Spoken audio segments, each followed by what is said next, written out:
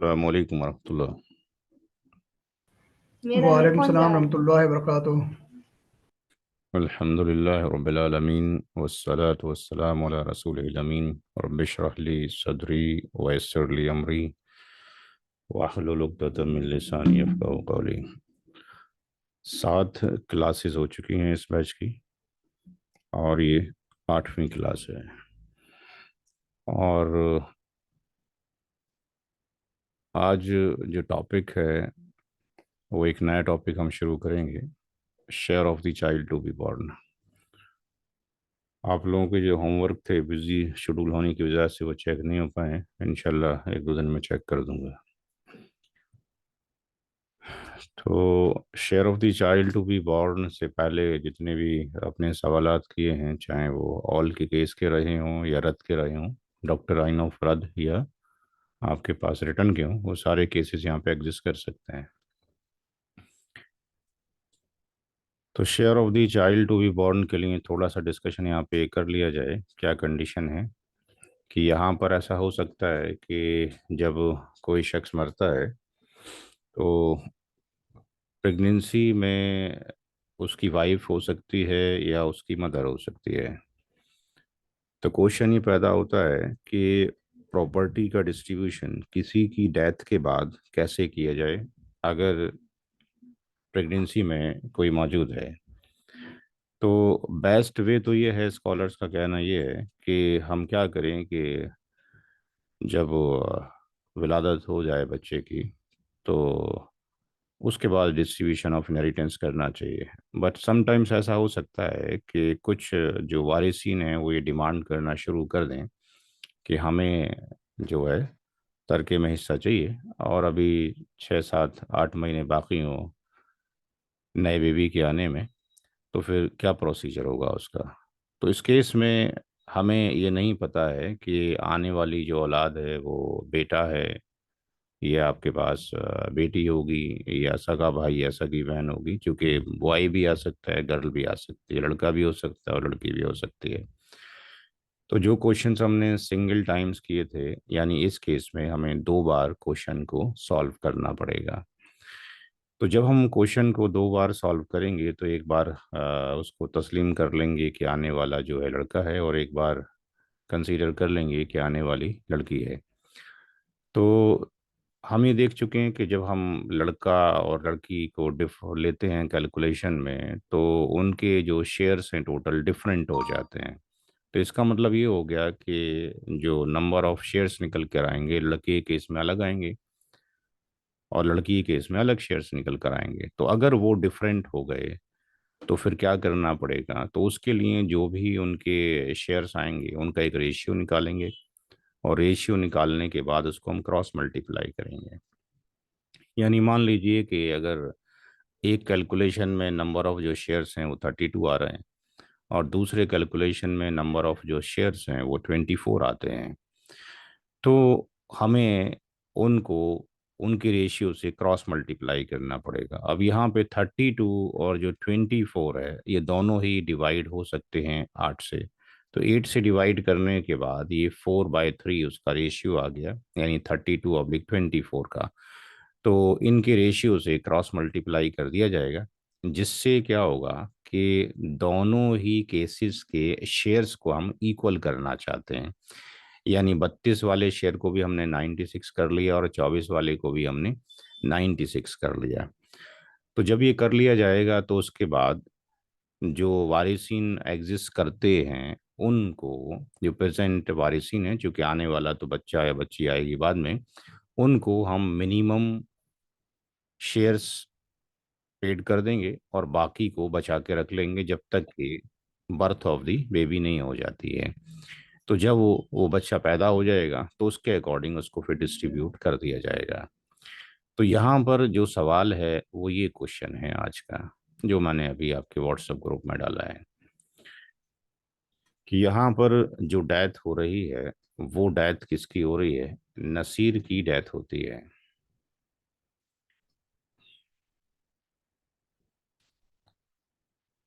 नसीर ने अपने पीछे किसको छोड़ा है, अपनी वाइफ को छोड़ा है। अपने पीछे किसको छोड़ा है, अपनी मदर को छोड़ा है, और फादर को छोड़ा है, और एक डॉटर को छोड़ा है। तो इस केस में अगर हम इसको यहीं पर ही स्टॉप करते हैं अभी, और यहाँ पर उसकी जो वाइफ है वो प्रेगनेंसी में है, तो यहाँ पे कितने वारिस जो प्रेजेंट हैं वो कौन कौन है अभी? एक वाइफ, मदर, फादर और डॉटर। तो इसमें से वाइफ को कितना हिस्सा जाएगा नसीर की डेथ के बाद? जी भाई। 1/8। बैट। वन। तो वाइफ वाइफ का वन बाई एट। वाइफ का हिस्सा 1/8 हो जाएगा। मदर का शेयर कितना होगा? 1/6। 1/6। 1/6। फादर कितना होगा? 1/6। 1/6 प्लस रेसिडुअरी। 1/6 के बाद जो है residual residuary amount. 1/6 plus residuary. उनके औलाद में बेटी। अब प्रॉब्लम ये है कि अब वो यहाँ पर आने वाली जो औलाद है उसको हम क्या कंसीडर करें? अगर हम ये कंसीडर कर लेते हैं कि जो child to be born, CBB, child to be born, मान लेते हैं कि वो सन है, यानी डॉटर तो हमारे पास है अकेली, लेकिन डॉटर के साथ में यहाँ पर उसकी वाइफ प्रेगनेंसी में है, तो इसका मतलब आने वाला सन जो है वो क्या है? CBB है, चाइल्ड टू बी बॉर्न है। तो क्या वालिद साहब को इस केस में आर जाएगा? नहीं जाएगा। नहीं जाएगा। नहीं जाएगा। तो एक कंडीशन तो ये होगी कि वालिद साहब को यहाँ पे ये नहीं जाएगा, ये दोनों क्या बन जाएंगे? असबा भी भी गहरी। गैरी बन जाएंगे। एक कंडीशन तो ये निकल कर आएगी। दूसरी कंडीशन ये एग्जिस्ट कर सकती है कि वहाँ पर वाइफ मौजूद है, 1/8 है, मदर का 1/6 है, एक डॉटर पहले से मौजूद है, और एक डॉटर और CBB आने वाली है, चाइल्ड टू बी बॉर्न। तो इस केस में ये दो बेटियां हो गई। तो दो बेटियां जब हो गई तो वालिद साहब का हिस्सा कितना हो जाएगा? 1/6 plus, plus R. Plus R. और ये 2/3 में बराबर की शरीक होंगे। 2/3। तो हमें ये दो केसेस ड्राइव करने हैं।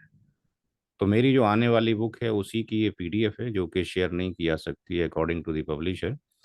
तो ये इंशाल्लाह आएगी किताब, 4-5 महीने शायद लग सकते हैं, क्योंकि अभी इन किताब को कुछ लोगों के प्रीफेस लिखने के लिए भेजा हुआ है। तो यहाँ पर दो केसेस हमने ड्राइव किए।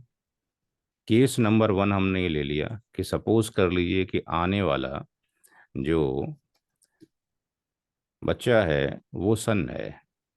तो जब हमने सन उसको कंसीडर कर लिया तो वाइफ जो हो गई वो ZF हो गई, प्राइमरी ईयर हो गई, मदर भी प्राइमरी ईयर है, फादर भी प्राइमरी ईयर के अंदर आ गया। चूंकि यहाँ पे CBB के अंदर कौन आ रहा है?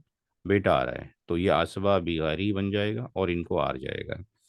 तो यहाँ पर ये 1/8 क्यों मिल रहा है? क्योंकि जो डिसीट्स है उसकी जो किड्स हैं मौजूद हैं, दैट्स वाई 1/8 मिल रहा है। वाइफ को 1/8 हो गया, मदर को 1/6 हो गया, फादर को 1/6 हो गया। तो ये पहला केस हो गया। तो पहले केस में टोटल शेयर ऑफ ZF निकाला जाएगा। तो टोटल शेयर ऑफ ZF के अंदर हम ये देख रहे हैं कि यहाँ पर वाइफ का शेयर 1/8 रख दिया गया, मदर का 1/6, फादर का 1/6। इन सब का एल्शियम 24 आ जाएगा। जब 24 आ गया तो 8 से आप 24 को कट करेंगे, ये 3 हो गया। 6 4 ज़ा 24, 6 4 ज़ा 24। तो टोटल शेयर ऑफ जो ZF हो गए वो कितना हो गया? 11/24 हो गया। तो इसमें कुछ समझाने की ज़रूरत नहीं है, सिर्फ आपके पास क्या प्रोसीजर है वो बताया जा रहा है, क्योंकि सारा माशाल्लाह आपको आ चुका है। तो शेयर ऑफ आसबा बी गैरी कितना बचा? तो जो बेटा और बेटी यानी जो सन है यहाँ पे वो CBB है। तो टोटल में से 11/24 यहाँ पे अगर माइनस कर दिया जाए तो दोनों के लिए 13/24 बचता है। अब इसमें से बेटे और बेटी को तकसीम कर दिया जाएगा। तो रेशियो ऑफ जो डॉटर है और जो सन है वो 2:1 हो गया। और इनका एडिशन ऑफ रेशियो 3 हो गया। तो यहाँ से शेयर ऑफ जब सन निकालेंगे तो आर की जो रेसिड्यू की वैल्यू है वो 13/24 है। उसके टोटल हिस्से कितने किए जाएंगे? टोटल हिस्से 3 किए जाएंगे, टोटल 3 हिस्से हो गए, एडिशन ऑफ रेशियो। और बेटे का जो शेयर कितना है वो 2 है, इसको यहाँ रख दिया। इसको जब सिंप्लीफाई किया तो यहाँ से ये 2 से 12 टाइम्स कट गया आपके पास, और यहाँ से 12 की 3 से मल्टीप्लाई कर दिए, 36 आ गया, और ये 13 आ गया। तो बेटे का शेयर आपके पास इतना हो गया। बेटी के शेयर को निकालेंगे, सेम फार्मूला अप्लाई कर दिया गया। तो सेम फार्मूला अप्लाई करने के बाद यहाँ पर जो वैल्यू आई वो 13/72 हो गई। तो बेटा और बेटी का हमें निकालना पड़ा, बाकी पहले से प्री डिफाइंड वैल्यू थी। तो ये प्री डिफाइंड वैल्यू थी, ये प्री डिफाइंड थी, ये प्री डिफाइंड थी, ये हमें कैलकुलेट करना पड़ा। तो इन सबको एक साथ जब रख दिया गया तो एलसीएम जो आएगा वो 72 आएगा। और 8 से 72 कट करेंगे ये 9 आ जाएगा, 6 से कट करेंगे ये 12 आ जाएगा, ये भी 12 आ जाएगा। 36 से इसको कट करेंगे 2 टाइम्स जाएगा, ऊपर 13 है, 2 की मल्टीप्लाई 13 से कर देंगे 26 आ जाएगा, और यहाँ चूंकि 72 है तो 13 आ जाएगा। तो केस 1 में जब ये कंसीडर किया गया कि आने वाली औलाद जो प्रेगनेंसी में है वो सन है, तो कितने हिस्से बन रहे हैं? 72। तो यहाँ पे केस 1 की समरी हम लिख देंगे कि in case of the case 1 के अंदर पूरी प्रॉपर्टी के 72 शेयर्स किए जाएंगे। वाइफ को 9 शेयर चले जाएंगे, मदर को 12, फादर को 12, और जो सीवीबी है, आने वाला जो चाइल्ड है, जो सन है, उसको 26, और जो डॉटर एग्जिस्ट करती है उसको 13 शेयर। ये केस नंबर 1 हो गया। केस नंबर 2 में अगर हम ये कंसीडर करते हैं कि जो प्रेगनेंसी किड है वो चाइल्ड चाइल्ड टू बी जो बॉर्न है वो डॉटर है, तो वाइफ जेड एफ ही रहेगी, मदर जेड एफ ही रहेगी। अब चूंकि पहली एक डॉटर थी और एक आने वाली दूसरी डॉटर है जो कि सीवीवी है, तो औलाद की मौजूदगी में केवल अगर फीमेल ही हो आपके पास, चाहे 2 बेटियां हों या पोतियां हों, तो जो फादर है वो जेड एफ तो बनेगा, लेकिन वो असबा बेनफसी भी बनेगा, जिसकी वजह से वो आर लेके जाएगा। आर बचेगा, ये कोई कंपलसरी रूल नहीं है, बचेगा तो मिलेगा। तो यहाँ पे 2 बेटियों का जो है 2/3 हो गया। कहाँ लिखा हुआ है? आयत नंबर 11 के अंदर लिखा हुआ है, 411 के अंदर। वाइफ का हिस्सा 412 में है आपके पास, मदर का 1/6 है वो 411 में है, फादर का भी 411 के अंदर है। तो यहाँ पे हर एक बेटी का हिस्सा कितना हो गया? 1/3 हो गया। तो टोटल शेयर ऑफ जो जेड एफ है प्राइमरी ईयर्स, उनमें वाइफ हो गए, मदर हो गए, फादर भी हैं जेड एफ, और 2 डॉटर भी हैं। तो हम ये देखते हैं कि भाई यहाँ पर 24 एलसीएम आया इसका, और जब 24 एलसीएम आया तो यहाँ पर आपके पास ये 8 3 हो गया, और ये 6 4 ये भी 6 4 और 3 8 और ये 3 8 ये तो 27 कितना हो गया? 24 हो गया। ये कौन सी कंडीशन बन गई? ऑल। ऑल की कंडीशन बन गई, ठीक है। तो यहाँ पे हमने लिख दिया कि ये जो कंडीशन है ग्रेटर देन है, ऑल की हो गई। इसका मतलब है कि कुछ भी नहीं बचा, आर बराबर 0 बचा, किसके लिए? फादर के लिए, जो कि असबा बिनफसी ही है। तो सेकंड केस में कितने हिस्से बन रहे हैं टोटल? 27 हिस्से बन रहे हैं, 27 हिस्से बन रहे हैं। 27 में से 3 वाइफ को चले जाएंगे, 4 हिस्से किसको जाएंगे? मदर को जाएंगे, 4 हिस्से फादर को जाएंगे, और 8 हर एक लड़की को चले जाएंगे। अब चूंकि एक केस में 72 शेयर बन रहे हैं, दूसरे में 27 बन रहे हैं, तो यहाँ पे हमने लिख दिया कि बोथ केसेस के अंदर, जो केस 1 और केस 2 है, टोटल शेयर इक्वल नहीं है। जब हम मानते हैं कि आने वाला जो बेबी है वो सन है, तो 72 शेयर बनते हैं, और आने वाली की अगर हम बेटी मान रहे हैं तो 27 बन रहे हैं। तो अब इसका सॉल्यूशन क्या हो? तो जो हमने पीछे बताया था कि हम क्या करेंगे कि 27 और 72 का रेशियो निकालेंगे और उसकी क्रॉस मल्टीप्लाई करेंगे। क्योंकि अब मसला ये हो रहा है कि एक जगह 72 हिस्से हैं, एक जगह 27 हिस्से हैं, तो कम कैसे मान के चल रहे हैं, कम कहाँ जा रहे हैं और कहाँ नहीं जा रहे हैं। तो इसके लिए प्रोसीजर ये है कि हम क्या करें कि हमने दोनों को, केस 1 को और केस 2 को डिवाइड कर दिया। डिवाइड जब हमने कर दिया तो ये डिवाइड किससे हो गया आपके पास, यहाँ पे डिवाइड हो गया किससे, 72 और 27 9 से डिवाइड हो जाए, किसी एक ही सेम नंबर से डिवाइड करना है, तो उसका रेशियो कितना आ गया, 8/3 आ गया, चूंकि 9 8 72 हो गया, 9 3 27 हो गया। तो इनको जब हमने क्रॉस मल्टीप्लाई किया तो यहाँ पर केस वन के भी हमने, यानी जो कि बेटे के केस में थे, सन के केस में थे, 72 से उसको भी 216 बना दिया और इसको भी 216 बना दिया। जब तक ये ट्रिक अप्लाई नहीं करेंगे तब तक सॉल्यूशन पॉसिबल नहीं है इस सवाल का। तो यहाँ पे दोनों को हमने शेयर्स को क्या कर लिया, इक्वल कर लिया। जब इक्वल कर लिया तो इसका मतलब ये हो गया कि यहाँ पे इंडिविजुअल जो इनहेरिटर्स का शेयर है उसको हम 3 से मल्टीप्लाई करेंगे केस वन में, यानी बेटे के केस में, और 8 से मल्टीप्लाई करेंगे केस टू के अंदर। तो हमने यहाँ पे दो टेबल्स फॉर्म की, केस वन के लिए और केस टू के लिए हमने दो टेबल फॉर्म की। एक टेबल वन के अंदर ये बता दिया गया है यहाँ पे,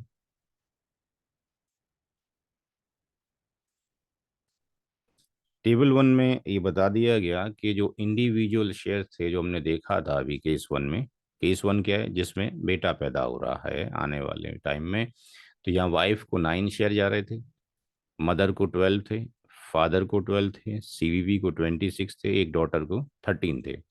तो केस वन को मल्टीप्लाई करना है 3 से, तो 3 से जब मल्टीप्लाई करना है तो मल्टीप्लाई करने के बाद ये 9 की जगह पे 27 हो गया, 12 तिया 36 हो गया दोनों को, और 26 तिया आपके पास 78, और 13 तिया 39। तो इस तरीके से ये 216 हो गए। तो यहाँ हमने लिख दिया कि 72 कब है, ये टोटल शेयर है बिफोर मल्टीप्लीकेशन, और 216 हो गए 216 after the multiplication. Case two के अंदर वाइफ को 3 शेयर जा रहे थे, मदर और फादर को 4 4 थे, और दोनों डॉक्टरों को 8 8 जा रहा था, यानी 27 टोटल शेयर बन रहे थे बिफोर दी मल्टीप्लीकेशन। तो इसकी मल्टीप्लाई 8 से करनी है हर एक इंडिविजुअल इनहेरिटेंस की। तो यहाँ पर ये 8 3 जा 28 हो गया आपके पास, ये 4 8 जा 32 हो गया, और 8 8 जा 64 और 64। तो इस तरह ये दोनों को हमने क्या कर लिया, इक्वल कर लिया। अब जब इक्वल कर लिया तो हमने रूल ये बताया कि अब दोनों ही केसेस में से जो मिनिमम शेयर है वो हम पेड करेंगे किसको, एग्जिस्टिंग वारिसिन को जो कि मौजूद हैं। तो इनमें से मिनिमम शेयर कितना है भाई, जो मिनिमम शेयर पेड करना है, वाइफ को मिनिमम शेयर कितना दिया जा सकता है, 24। 24, वाइफ को 24 शेयर हम दे रहे हैं, मदर को 32। 32, मदर को 32 शेयर हम यहाँ पे दे रहे हैं, फादर को, 32, 32। और डॉटर को मिनिमम शेयर 64, हम्म 64, 39। sorry, 39. जो कि प्रेजेंट है, ठीक है 39।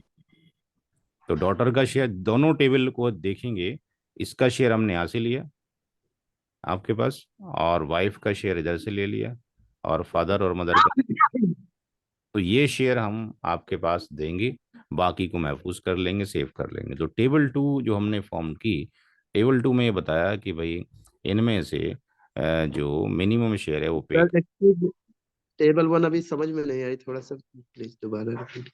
देखिए यहाँ पे पीछे अगर हम जाते हैं तो दो केसेस हमारे पास बनते हैं, उसको सब जहन में रखना होगा। पहले केस में जिसको में आपने उसको सन माना है बेटा, बेटे के केस में नसीर की प्रॉपर्टी के कितने हिस्से हो रहे हैं, 72, और बेटी के केस में कितने हिस्से हो रहे हैं, 27।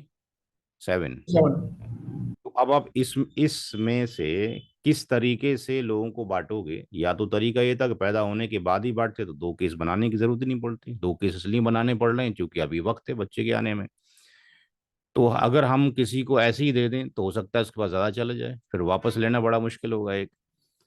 तो हम क्या करें कि दोनों के जो आपके पास नंबर ऑफ वो शेयर्स आए, यानी डिवीजन आए, एक केस में 72 और दूसरे में 72, तो दोनों को हमने क्या कर लिया कि ऊपर नीचे रख के ऐसे नंबर से काट दिया जाए कि ये दोनों कट जाएं। तो 9 से अगर काटते हैं 72 को, 9 से अगर कट करते हैं तो कितना आता है, 8 आ जाता है, तो ये 8 आ गया। और 27 को अगर हम 9 से कट करते हैं तो कितना आता है, 3 आ जाता है, तो ये 3 आ गया। तो ये रेशियो जो है उसकी, जो निस्बत है, जिसको आप निस्बत बोलोगे, वो हमने यहाँ रख लिया। और ये जो टोटल उनके शेयर्स आ रहे थे यहाँ रख लिया, और इन एक दूसरे को क्या कर दिया, ये क्रॉस मल्टीप्लाई कर दिया, ताकि हम बेटा और बेटी के केस में, या सगा भाई और सगी बहन के केस में, यानी जो भी मेल फीमेल आ रहे हैं, ये वाले शेयर इक्वल कर सकें। तो इसका मतलब ये हो गया कि जो केस 1 है, यानी बेटे के केस में, यानी सन के केस में, हर एक के शेयर को, हर एक के हिस्से को अगर हम 3 से गुणा कर दें, मल्टीप्लाई कर दें, और बेटी के केस में, डॉटर के केस में, हर एक हिस्से को 8 से मल्टीप्लाई कर दें, इतना सा हमने काम किया है। तो जो वहां पे केस 1 केस 2 लिखा था, उस केस 1 के अंदर ये वाले शेयर लोगों के आ रहे थे, इनको हमने 3 से मल्टीप्लाई करना है, तो ये 216 बन जाएंगे। और दूसरे वाले केस में, बेटी के केस में, ये आपके पास मल्टीपल डिवीजन हो रहे थे, इसमें हर एक को 8 से मल्टीप्लाई करना है, तो ये 216 बन जाएंगे। बात समझ में आ गई भाई? जी भाई, जिन सामने जी हाँ तो आ गई। ये यहाँ तक समझ में आ गया था, इसके आगे समझना था जो नहीं समझ पाए थे, यहाँ तक आ गया था। है। अब इसमें से ये कहा गया कि 2 कंडीशन आपने फिक्स कर ली, कि भाई एक में बेटा हो सकता है, एक में बेटी हो सकती है, एक में मेल हो सकता है, एक में फीमेल हो सकता है। तो आप ये देखें कि दोनों केसेस को सामने रखें, किसमें जो है वाइफ का हिस्सा कम जा रहा है, यानी वाइफ का हिस्सा केस 2 केस में 2 कम में। जा रहा है। केस 2 में कम जा रहा है, तो वाइफ को सिर्फ 24 हिस्से देंगे। अब वाले साहब का देखें, मदर का देखें कि हिस्सा किसमें, पहले वाले में कम जा रहा है, बेटे केस में या बेटी केस में? बेटी बेटी केस के केस, 2 केस में। में। तो ये वाला देखें। फिर फादर का भी यही रहा। अब जो आने वाली बेटी है वो भी होगी, और जो मौजूद है वो ये है। तो मौजूद वाली को जो दिया जाएगा वो 39 दिया जा रहा है। जो भी मौजूद हैं ठीक उनको ठीक। कम से कम हिस्से दिए जाएंगे। अब इन्हीं हिस्सों को हमने अलग से एक टेबल बना दी। ठीक ठीक हाँ। ठीक है जी, ये अलग से टेबल बना दी गई कि ये लोग हैं जो कि मौजूद हैं, बीवी मौजूद है, माँ मौजूद है, वालिद साहब मौजूद हैं, और एक डॉटर मौजूद है। तो ये कम कम हिस्से उनको दे दिए गए, 24, 32, 32, 39। तो 127 हिस्से हमने बांट दिए। हम्म, ये है हमारे पास कितने, टेबल 1 में 216 हिस्से। हम्म, तो टोटल हिस्से जो कि सेव कर लिए गए, हम्म, जब जो कि आपके पास आने वाला बच्चा है, और उन लोगों को भी जा सकते हैं जो कि प्रेजेंट हैं, उनको भी कुछ जा सकता है, और आने वाले को भी आ सकता है। तो 89 को हमने महफूज कर लिया है, सेव कर लिया, किसी ऐसे शख्स के पास जो कि अमानतदार हो, बाद में दे सके। तो अब यहाँ पर 2 कंडीशन आ गई, कि जब अगर ऐसा हो जाए कि अगर हम मान लें कि आने वाला बच्चा जो है अगर बेटा पैदा होगा, तो अब 89 जो हमारे पास महफूज हैं उसका डिस्ट्रीब्यूशन कैसे होगा। तो यहाँ पर हमने बताया कि जो टेबल 1 है और केस 1 है, टेबल 1 है और केस 1 है, अगर हम बेटा मान के चलते हैं, बेटा आएगा, तो 89 को किस तरीके से तकसीम करेंगे, टेबल 1 में जाके देखें, केस 1 में जाके देखें कि आने वाला अगर लड़का है तो उसके हिस्से 78 हैं। तो क्या ऐसा है टेबल 1 और केस 1 के अंदर? तो टेबल 1 में, केस 1 में, तो टेबल 1 ये रही और केस 1 ये रहा। तो 89 हिस्सों में से 78 हिस्से आने वाले बेटे को चले जाएंगे। ये वहां से प्रूफ हो गया जो हमने लिखा। अगली लाइन क्या कहती है, आगे ये कहा गया कि टेबल 2 में अगर हम जाकर देखते हैं तो टोटल जो शेयर हैं वो कितने हैं, सेविंग वाले, आने वाले चाइल्ड टू बी बॉर्न के हमने रखे हुए हैं 89 रखे हुए हैं। लेकिन अब 89 को कैसे डिस्ट्रीब्यूट किया जाएगा, 78 तो चला जाएगा किसको, बेटे को, लेकिन वाइफ को चूंकि 24 शेयर दिए जा चुके हैं केस 1 में, तो वाइफ को 3 शेयर और दिए जाएंगे, क्योंकि बेटे के केस में उसको कितने मिल रहे हैं, वाइफ को बेटे के केस में कितने शेयर मिल रहे हैं, 27. 27 मिल रहे हैं, और हम कितने दे चुके वाइफ को, 24 दे चुके हैं। तो इसका मतलब अगर बेटा पैदा हुआ तो 3 हिस्से बीवी की तरफ और जाएंगे। इसी तरीके से माँ को हम 32 दे चुके हैं, वाले 4 और दे देंगे। 4 और जाएंगे। तो यहाँ पर ये लिखा गया कि 89 का डिस्ट्रीब्यूशन इस तरीके से होगा कि ये तो ऑलरेडी पेड हैं 32 32, इनको 4 4 और दे दिया जाएगा। तो जब इनको ऐड करेंगे तो ये आपके पास कितना आ जाएगा, 89 आपके पास आ जाएगा। ये फिलहाल अभी चल रहा है करेक्शन में, ये थोड़ा सा इधर शिफ्ट होगा तो ये एक ही रो में आ जाएंगे। इसी तरीके से अगर लड़की अगर आ रही है तो 89 का डिस्ट्रीब्यूशन किस तरीके से हो, क्योंकि 89 तो महफूज करके रख दिया गया है जब तक कि बच्चा पैदा ना हो जाए। तो यहाँ पर टेबल 1 ये कहती है, केस 2 ये कहती है, टेबल 1 में केस 2 के डॉटर का जो हिस्सा है जो न्यूली बॉर्न होगी उसको 64 हिस्से जाएंगे। तो क्या ये बात सही है टेबल 1 और केस 2 के अंदर? तो टेबल 1 और केस 2 में अगर हम जाके देखते हैं तो यहाँ से हमें पता लग रहा है कि जो सीबीबी है उसका हिस्सा कितना है, 64 है। तो 64 तो सीबीबी को जाएगा। अगर बेटी पैदा हुई तो माँ का हिस्सा यही रहेगा, मदर का हिस्सा, आप वाइफ का हिस्सा यही रहेगा, मदर का हिस्सा यही रहेगा, फादर का हिस्सा आपके पास यही रहेगा। जो पहले से डॉटर मौजूद थी उसको 39 दिया जा चुका है, यानी जो बाकी जो बचेंगे वो किसको चले जाएंगे, डॉटर को चले जाएंगे। तो देखें जाके यहाँ पे कि यहाँ पर ये बताया गया कि यहाँ पर क्या होगा कि नई आने वाली जो बेटी है जो कि न्यू आपके पास चाइल्ड टू बी बॉर्न है उसको 64 हिस्से दे दिए जाएंगे। अब 25 जो बचे, क्योंकि उसको 39 हम ऑलरेडी दे चुके हैं, 25 यहाँ पे दे दीजिए तो ये आपके पास 4 हो गया और ये कैरी 1 हो गया, ये 64 हो गया। तो जो बड़ी बिटिया थी उसको आपके पास 25 और शेयर और दे दी जाएंगे, टोटल शेयर कितने हो गए, 89 हो गए। तो सारा कुछ हमने निकाल लिया। अब लास्ट में फाइनल आंसर में लिख दिया हमने फाइनल कैलकुलेशन समरी कि इस केस में टोटल जो डिवीजन है जो किए जाएंगे वो 200, ये ना तो 27 किए जाएंगे और ना ही 72 किए जाएंगे, क्योंकि इससे रिजल्ट नहीं निकलेगा। दोनों को 216 शेयर बनाए जाएंगे। 216 शेयर में से बच्चे की आने से पहले, पैदाइश से पहले, यानी paid before the child to be born, wife को इतना दे दिया गया, मदर को 32, फादर को 32 और जो बेटी प्रेजेंट थी उसको 39 और 89 को हमने सेव करके रख लिया। ये कैलकुलेशन बिफोर दी बर्थ है। जब बर्थ हो गई और उसमें हमें दिख गया कि सन पैदा हुआ है तो अब क्या करेंगे कि यहाँ पर 78 जो हिस्से हैं वो सन को चले जाएंगे। वाइफ को 3 हिस्से और देने हैं क्योंकि सन के केस के अंदर 27 जाने थे, और फादर को 36 जाने हैं तो उसको 4 हिस्से और दे दिए जाएंगे, फादर को भी 4 हिस्से दे दिए जाएंगे। इसी तरीके से जो कि अगर बेटी पैदा होती है तो 64 तो आने वाली बेटी को और जो बड़ी बेटी है उसको 25 हिस्से दे दिए जाएंगे। तो इस तरीके से ये सॉल्व किया जाएगा। बिना लिखे हुए सॉल्व करना थोड़ा टफ पड़ जाएगा, यही तरीका अप्लाई करें। तो आज के लिए आई थिंक इतना काफ़ी है एक क्वेश्चन, क्योंकि इस पे प्रैक्टिस की थोड़ा सा ज़रूरत है। होमवर्क के लिए आप इस सवाल को यहाँ से वीडियो में भी आ गया, बाकी इसको आप स्नैपशॉट ले सकते हैं क्वेश्चन नंबर 2 को।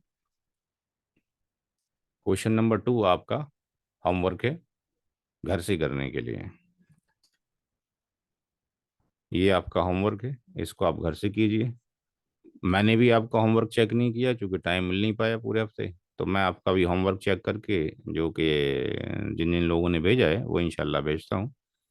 तो आई थिंक क्लास समझ आ गया होगा। अगले हफ्ते share of the child to be born का एक सवाल और लेंगे डिफरेंट तरीके का, क्योंकि यहाँ पे प्रेगनेंसी में वाइफ है बट उसमें हम लेंगे प्रेगनेंसी में मदर है।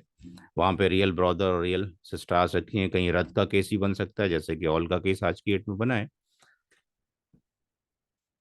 किसी का कोई सवाल तो नहीं भाई कि आज समझ आ गया पढ़ाया गया? अनवर भाई, मेरा सवाल एक ऐसा है कि इसमें हमने एक केस में सन का लिया, दूसरा ऑप्शन हमने डॉटर का लिया है, जी लेकिन बहुत सारे केसेस में 2 बच्चे भी होते हैं जिसमें दोनों बेटी है, दोनों बेटा है। केसेस में, इसमें तो अगर केस स्टडी में जाते हैं, समझ गया क्वेश्चन जो आपका है। जी तो यहाँ पर अक्सर स्कॉलर्स की राय ये है कि उसमें जनरली दो बच्चे हर एक के घर में पैदा नहीं होते। जनरली जो एवरेज रेट रहता है स्कॉलर्स के अकॉर्डिंग वो है कि एक हमल से आपके पास एक ही बच्चा वजूद में आता है। तो उसमें एक का ही कैलकुलेशन किया जाए तो बेस्ट ऑप्शन है आपके पास। क्योंकि अगर मल्टीपल करना चाहते हैं तो आप मल्टीपल भी करके रख सकते हैं। कैलकुलेशन का तरीका यही होगा जो आपको बताया गया है। जितने भी आप कॉम्बिनेशन करेंगे तरीका तो फिलहाल यही रहेगा कि आप उसमें दो आपके पास जो कॉम्बिनेशंस हैं, देखें यहाँ पे एक सन आपने किया, एक डॉटर किया। अब ऐसा हो सकता है अगली कंडीशन आपके पास कि दो सन हो और दो डॉटर हो। ऐसा हो सकता है आपके पास और कोई कॉम्बिनेशन बन सकता है अभी चार के इसके अलावा। हम्म भाई आप सन मान रहे हैं और डॉटर मान रहे हैं, दो सन मान रहे हैं दो डॉटर मान रहे हैं, और कोई कंडीशन एग्जिस्ट करेगी क्या? पता नहीं, सन डॉटर भी हो सकता हो क्या, पता नहीं, आई डोंट नो। हाँ जी। सन डॉटर भी हो सकता है क्या कॉम्बिनेशन? दो बच्चे अगर हैं तो हो सकता हो, पॉसिबिलिटी। तो सन डॉटर तो आपके पास तीसरी कंडीशन ही हो गई, और कोई कंडीशन बस इतनी होगा ना। जी जी जी, इतनी ठीक होगी। है, चौथी कंडीशन होगी जो हम लेके चलेंगे कि जो बच्चा था वो प्रेगनेंसी में तो था लेकिन उसकी डेथ हो गई बर्थ से पहले।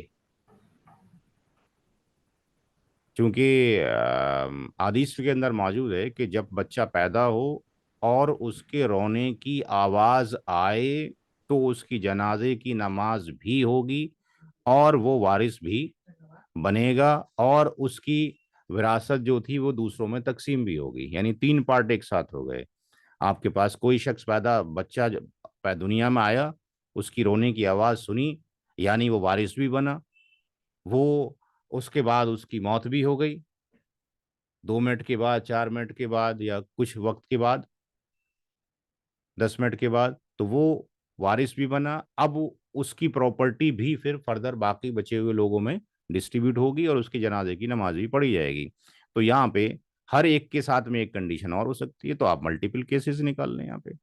बट इन जनरल आपके पास स्कॉलर्स की जो राय है उसमें है कि भाई एक बेटा और एक बेटी का कैलकुलेशन हमें निकाल लाना चाहिए, बाकी उसी तरीके से निकाला जा सकता है। बट ऐसा तरीका तो यही है कि लोग जो है इंतजार कर लें बच्चे के आने का। तो after the birth of the baby अगर करेंगे तो फिर कोई दिक्कत की बात नहीं है, तो फिर तो कैलकुलेशन एक ही बार सिंगल बार ही कैलकुलेशन हो रही है। अदरवाइज फिर आपके मल्टीपल टाइम्स करना पड़ेगा। ठीक है जी।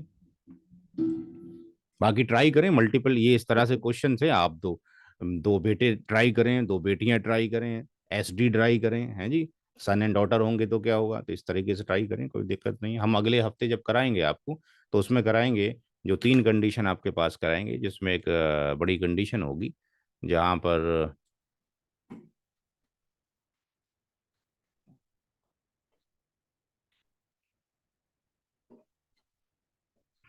हमने तकरीबन आई थिंक 4-5 सवाल इस पे लिए हैं, नहीं ज़्यादा लिए शायद लिए हैं।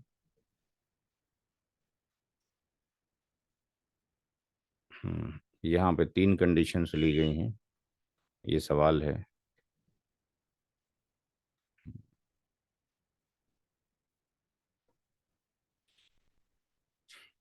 तो क्वेश्चन नंबर 6 में तीन कंडीशंस हमने ली गई हैं। If the baby dies in the womb, तो यहाँ पे इसको 3 बार आपने कैलकुलेट करना पड़ेगा। फिर सबके जो वैल्यूज हैं वो अलग अलग आएंगी, हैं जी। तो दो जगह 24 आ रही है, एक जगह 12 आ रही है, तो फिर आपके पास फिर ये तीन केसेस बन गए। तो इसका मतलब टेबल का साइज बढ़ जाएगा यहाँ पे। तो यहाँ पे किस तरीके से करेंगे, ऐसे ही आपके पास क्वेश्चन नंबर 7 के अंदर भी हमने इस तरीके से किया हुआ है। तो ये एक क्वेश्चन आपको करा दिया जाएगा और एक क्वेश्चन आपको अगले हफ्ते फिर आपके पास दे दिया जाएगा। तो यहाँ पे एक बड़ी सी टेबल आपके पास बन रही है, ये वाला क्वेश्चन मैं आपको कराऊंगा जिसके अंदर ये टेबल आपके पास बन रही है। यहाँ पर केस 1 के अंदर बेटे को तस्लीम कर दिया गया, केस बेटी में 2 में एक बेटी ले ली गई। केस 3 में मान लिया गया कि चाइल्ड बॉर्न डेड, तो जाहिर सी बात है उसका कोई हिस्सा नहीं होगा जो बॉर्न डेड है। तो यहाँ पर इसमें और वक्त आपको थोड़ा सा लग जाएगा। मतलब इस तरह के सवाल निकालने के लिए आपको जब प्रैक्टिस हो जाएगी तो तकरीबन आधे घंटे के अंदर फिर भी आराम से निकाल सकते हैं कैलकुलेशन में। तो क्लास आज की यहीं पे ख़त्म करते हैं, और होमवर्क आपको दे दिया गया है, क्वेश्चन जो आपको दिया गया है, और आपका जो होमवर्क है मैं इंशाल्लाह ट्राई करता हूँ चेक करने की, इतने लोगों का हो जाएगा, बाकी कल परसों में चेक कर देता हूँ। अस्सलाम वालेकुम वरहमतुल्लाहि वबरकातुहू। वालेकुम सलाम।